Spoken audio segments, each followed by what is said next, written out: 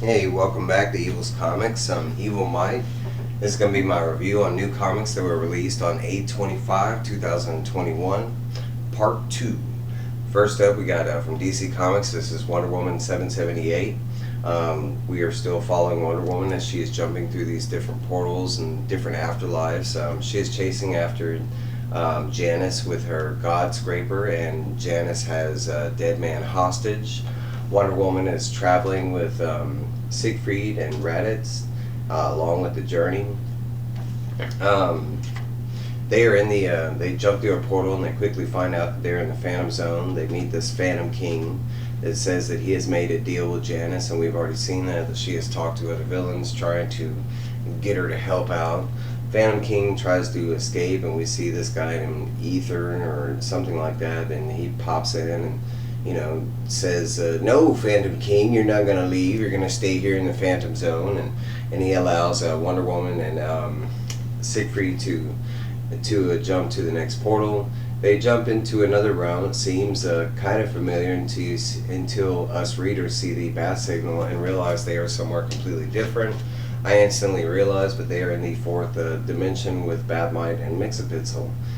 They get here, they kind of tag team up and kind of go after Janice as they hear, because Batmite and Mixapixel do not like the fact that Janice is here. Janice kind of does her little thing and then runs off again. There is it might be a first appearance, I'm not quite sure, but at the very end of this, after Wonder Woman and Siegfried and Raditz follow her through the portal, we do see Wonder Mite pops up, so it could be a first appearance, I'm not sure.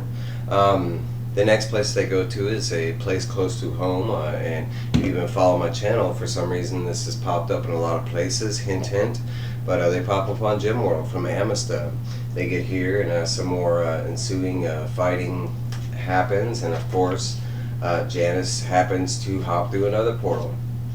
We come to a BC Times looking place, and again, same thing. Janice hops through and tells Wonder Woman this time that she's too late, that she's finally achieved what she needed to do with Deadman, and then hops through the last portal.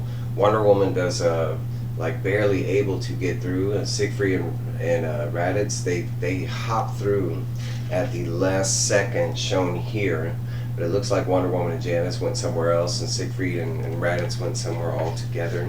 They are shown here in this like afterlife place. Wonder Woman wakes up and she knows that she's not dead and not in heaven, that kind of thing, because she still knows who she is.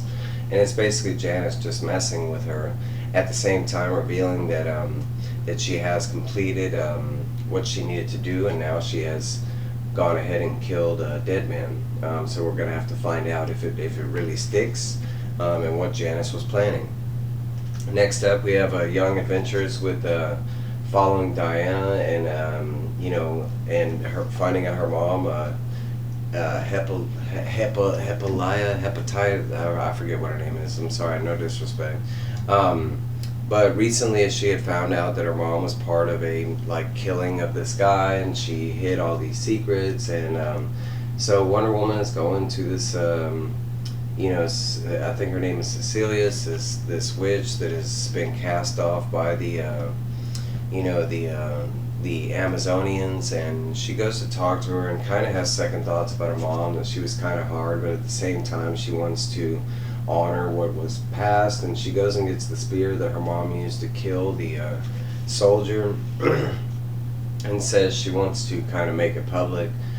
She has this whole conversation with her mom, and of course while they're having the conversation, Hippolyta, and I think this is her, I'm not positive, but I think that's her girlfriend, Hippolyta's girlfriend.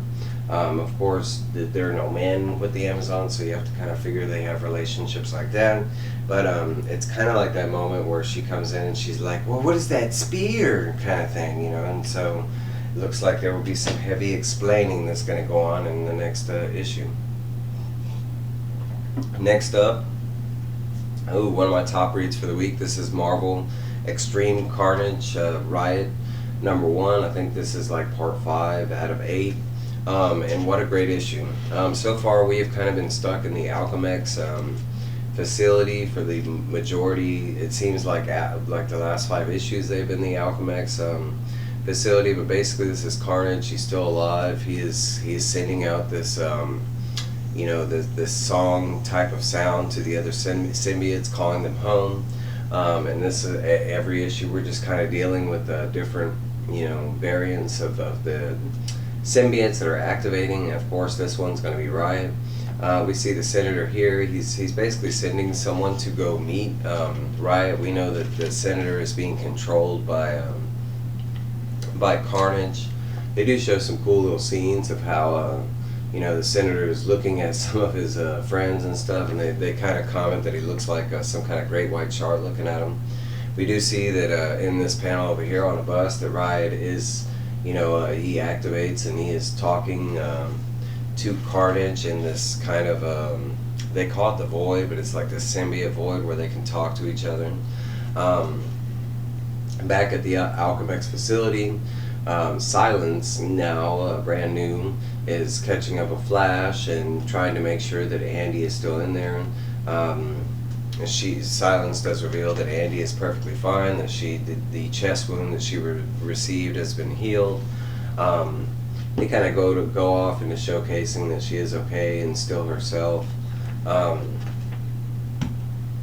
After that, they kind of come up with this plan that, because of the last fight with Lasher, that she was able to break the connection in the void between Lasher and Carnage. And so Flash, Thompson, Anti-Venom comes up with a plan to try and recreate that with all the other symbiotes. We do see Carnage here, and he's talking to Riot and basically, telling him, hey, come home, I got something planned for you, and Lasher is all on board. They show him kind of exiting this guy and killing him off. After that, he kind of goes through the bus looking for an appropriate new host, which it takes him quite a bit before he does finally find the right guy. At the same time, Andy has agreed to go into the void looking for Carnage, and she has been cut off. She is all alone, and there is nobody else in the void besides her. On the bus, Riot has found a host finally. It's a younger gentleman, and they show right here his transformation of him merging with the Riot symbiote. They kind of go into where the Senator sends his guy for Mr. Riot, because Carnage knew that he was going to be ready, and then they show him all nice and dressed up, now attached with the symbiote. They also show that in the void, as Andy is leaving the void, that she encounters something in the void. It looks to be like Riot, Carnage mixed with Riot, and she is pulling on those threads. Little to be known, it is all part of the plan, and Carnage has been watching, and he pops out right at the end of the issue, so we're going to have to wait to find out what happens. But, the art, in my opinion, in this series, that was some of the best art in that series. It was a really good issue. Next up, we have DC Milestone Returns, Icon and Rocket, Season 1, Number 2. And I just love this team.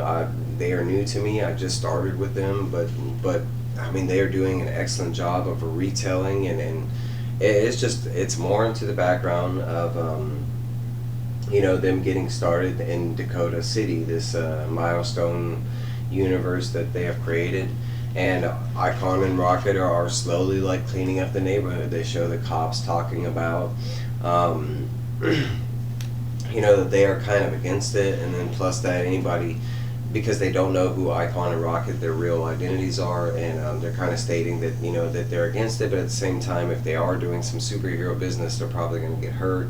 They do show that Rocket is kind of taking listening to people around the neighborhood, and right here, she's being called forth by some kids that they're basically, their dad is beating their mom and the kids, and they want Rocket to do something about it, which of course she does, and she allows the guy to do it in a peaceful manner, and he does not want to, and Rocket kind of uses that power. They kind of go through they do these Flash news segments where they're trying to find out who Icon and Rocket is, And at the same time, the neighborhood's like, man, we're not going to tell you who they are. You know, every time y'all find out something that we have, y'all steal it anyway, so why would we tell you?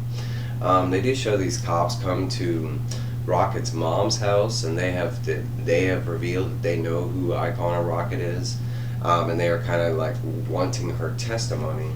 While this goes on, an attorney from the neighborhood shows up, probably sent by Mr. Icon himself to protect Rocket's mom. The cops kind of leave away, and as they leave, they kind of leave a snarky, like, we're working for the villains type thing. Nothing confirmed, but basically they kind of jump back into some Icon of Rocket stuff, and we get to meet this Zeus Al Capone. He is like this, I'm trying to think, and they show him like right here. Basically, he is like a low-level gang thug, and someone has given him tech to fight off Icon, specifically because Icon is a, you know, alien from another somewhere, we don't know.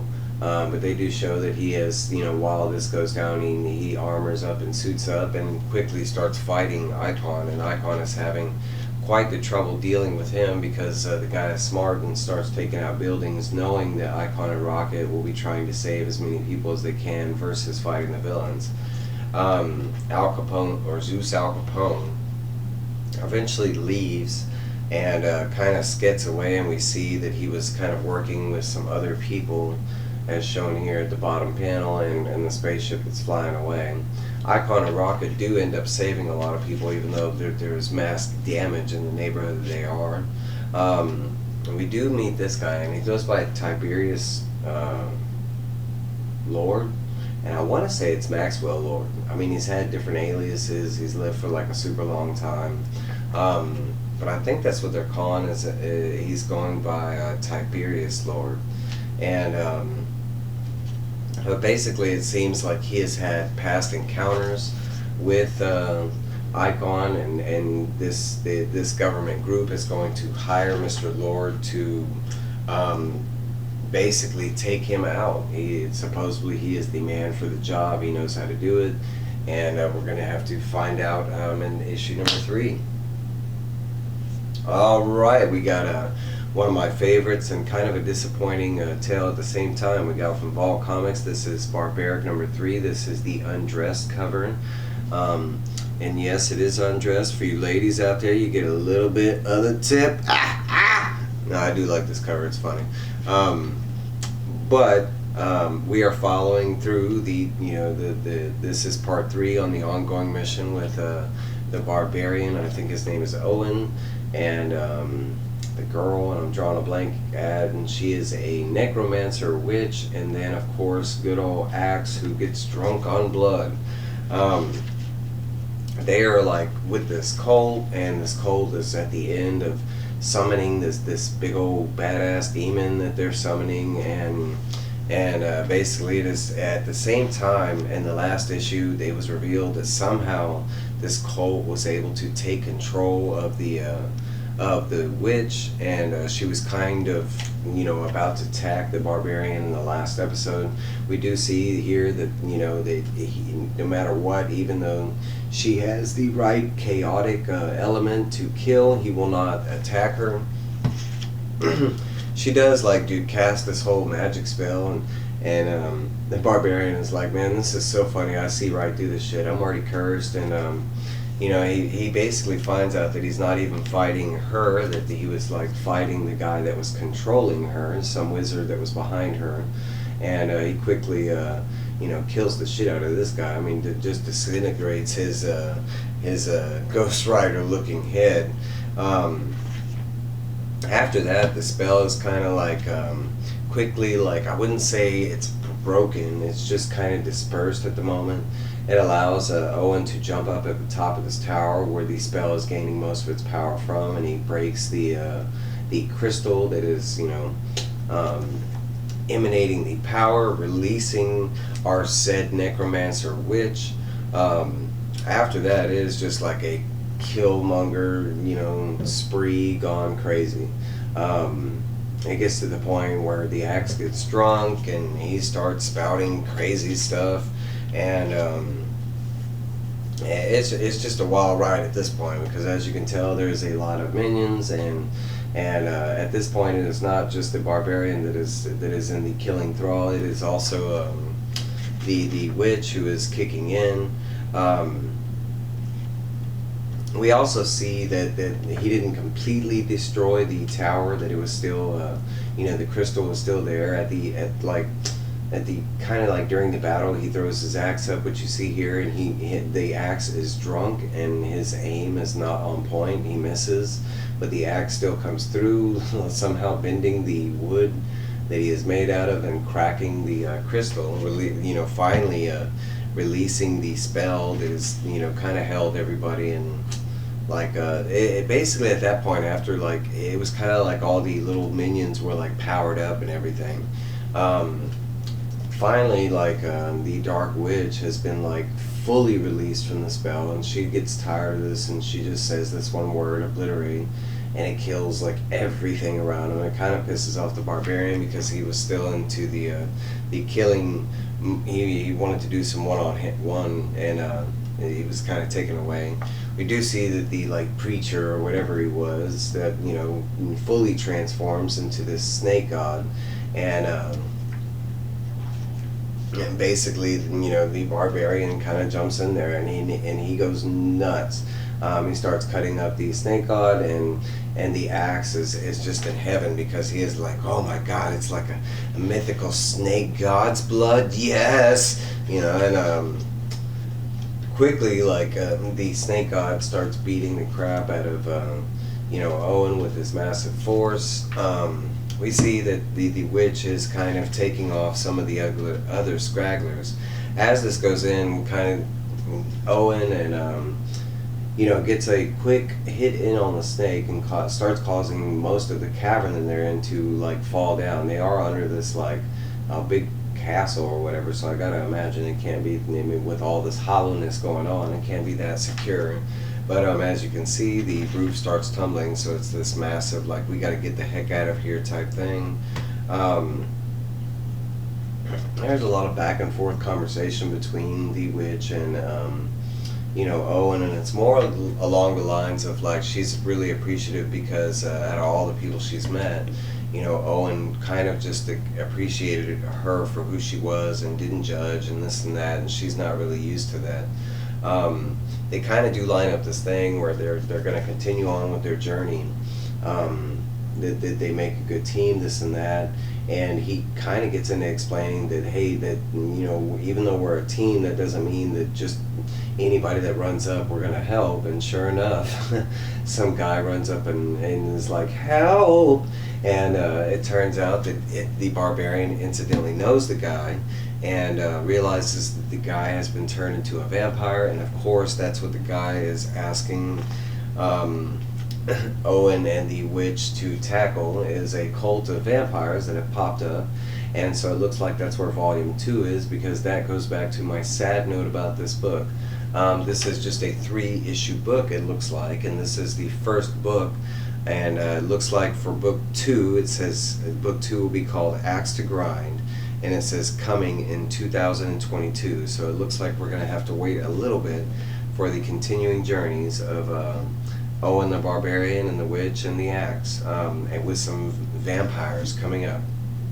But I mean, it was still a stellar read. More disappointing that I'm going to have to wait. Last but not least, this is the United States of Captain America from Marvel. This is issue number 3. I don't know how, but somehow I missed issue number 2. But I was able to read issue 2. My friend had it, and I was able to read it. But basically, we are following the further adventures of Cap and Falcon, and they are trying to track down this. Cap was going to put his more stuff in a museum. I don't remember if it was his shield, but the shield gets stolen by a Cap look-alike. At this time, we find out that it is Speed Demon that is in the suit that is claiming to be Captain America. Speed Demon is also in the second issue. We find out that he's teamed up with, I'm drawing a blank at her name. It is Red Skull's daughter. She's in like a flag smasher costume. In the first issue, we also found out that there is this, like colony or like underground railroad of Captain Americas. The first one we met a younger Captain America, and basically they're little Captain Americas that are spread throughout America that kind of protect their community type thing, and they honor Captain America because they value what he stands up for, and for some reason or other they have inspired them to do the same. So we are catching up with Sam and Cap, and they are continuing on their journey. Still looking for the shield, and because this guy is creating havoc, they're going through New Mexico. As you can see, Speed Demon right here. This is kind of where they figure out, because we know the readers that it was Speed Demon, but this is where Cap and Sam are figuring out that it's Speed Demon, because they know it's not Quicksilver, and they're kind of like, whoa, same thing with the other girl. They have kind of narrowed it down because Cap saw her dagger that she used. And that's how he kind of knows it's Red Skull's daughter that's in that costume. They do catch up with, and I'm not going to say his full name, but his name, I think it's Joe Gomez. And he is an American Indian that is in New Mexico. And of course, as seen on the front cover, he is one of the Captain Americas in the United States, and he protects this region. He is known for being like a fix-it guy, like a repairman, like an all-around good guy that the community really looks up to, kind of thing. In talking with Sam and Steve, they basically tell Joe that he is being that all the Caps across America are under watch now, and they're being all they're trying to be assassinated by Speed Demon and the other girl for reasons unknown, other than maybe they just don't like Captain America and what he stands for, kind of thing. They go into this one room that Joe wants to show Cap, and this is why, like, how much of a fan he is and why he inspires them, and Steve is just profounded. They go up with this, like, kind of this plan on, they figure out where they might pop up next, and it's with a senator that also has an American Indian background, specifically Cheyenne.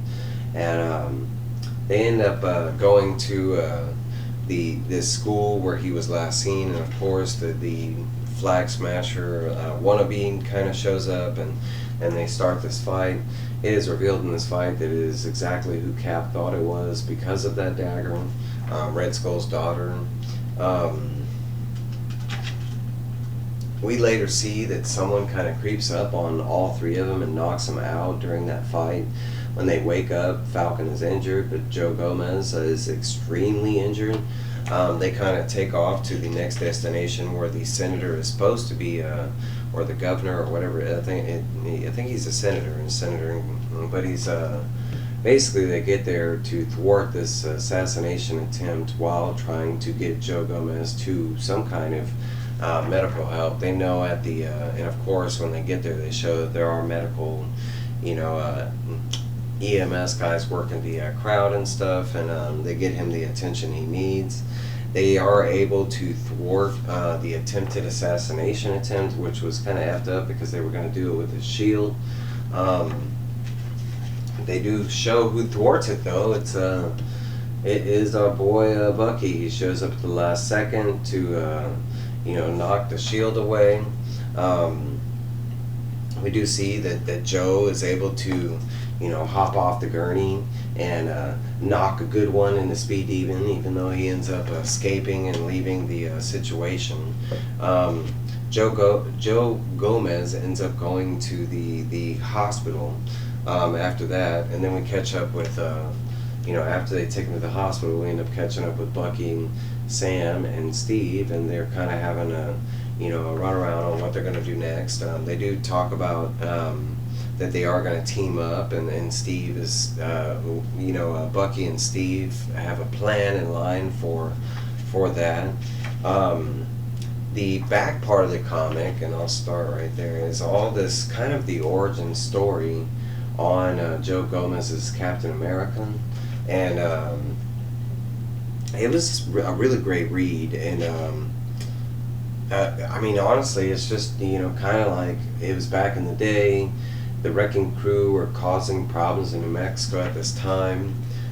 Joe Gomez, he's working a crane on this construction site, working with a friend. The friend, bulldozer from the wrecking crew ends up showing up. The friend comes in harm's way. Joe Gomez on the crane ends up using the crane to kind of knock around, bulldozer. Bulldozer ends up going after Joe on the scaffolding. Joe uses like, his smarts and gravity to knock bulldozer off, which I thought was hilarious.